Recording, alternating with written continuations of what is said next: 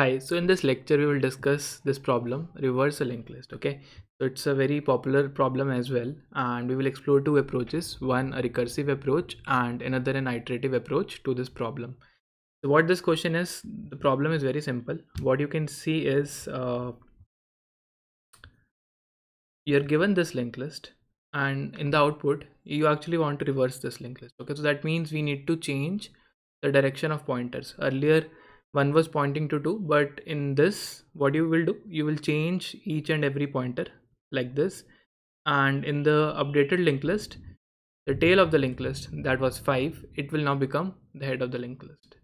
Okay, so let's see how we can approach this particular problem. Let me start with a sample linked list, 1 pointing to 2, pointing to 3, pointing to 4, pointing to 5. So maybe what we can do, let's first discuss the recursive approach. What you can do, you can say, okay, this is the head of the linked list, and if you want to use recursion, what you can do is you can make a recursive call on the sub problem. Okay, so the sub problem starts from head arrow next. So what you can do, this recursive function will, let us assume that this recursive call gives us the reverse linked list, which looks something like this: 2, 3, 4 and 5. And let us also assume that this also returns the head of the smaller part of the linked list. Let me just call it as small head. Okay, so this small head is pointing to this particular location. And as of now you're standing at 1, you made a recursive call to a function which reverses a linked list, and this is what you will get in the output.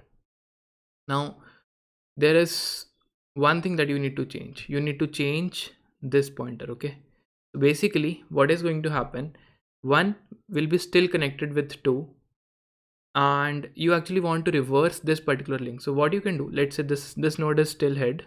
Okay, so you can say in the recursive call, the work that you're going to do after the recursive call is over. Okay, let us assume there is some function like this that gets in the head. We will write the base case later on, and you make a function call on head arrow next. This gives you the reversed part of the smaller linked list. And now what you can do, you can say, okay, this node, I want to reverse this link. Okay, so we want to establish this link. So this node is actually nothing but it is head arrow next. So you can say head arrow next, head arrow next, that is this node. The next of this particular node should point to head. Okay, so we can simply write the statement, this should point to head. Now this is a tricky statement to understand. Okay, but if you break it carefully, head arrow next, so this is the node, that is 2, arrow next, the next pointer of this node, that is this thing, should point to head, that is the current node. So this is how we are going to reverse this link.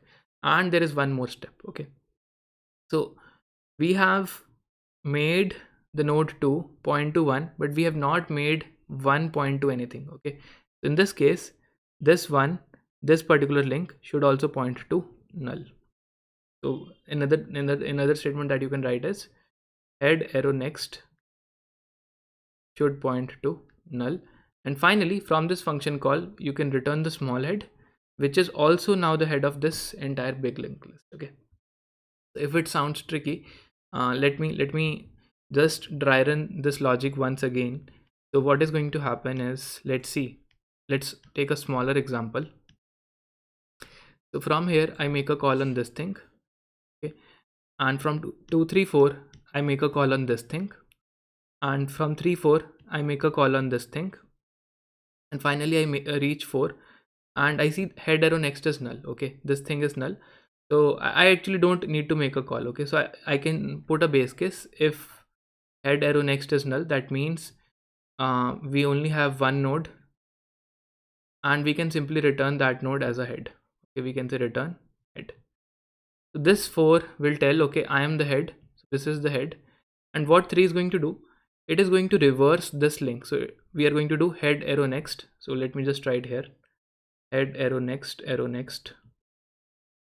should be equal to head. So basically 4 will start pointing to 3, and another thing we will do is head arrow next is null. Basically, we are removing this link and we are making it point to null. Now you can see for 2, you're getting a smaller linked list, which is a reverse linked list. Okay, so at this location, what you have is, now you have 2, which is pointing to 3, 4.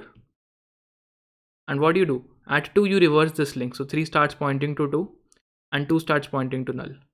So this is how you return this linked list to the parent. The parent is now getting 4 pointing to 3 pointing to 2. And at this point, you say, this is the head arrow next, that is 2. This should point to head. The next of this should point to head. So you establish this link and you say head arrow next is null. So this is how you get entirely reverse linked list. And from this function call, you return the head that was returned from the recursive function call. So this is small head, and this small head will be now finally the head of the new linked list. So this is about the recursive approach. Okay, so I hope you understood this, and now we will see the implementation before diving into the iterative approach.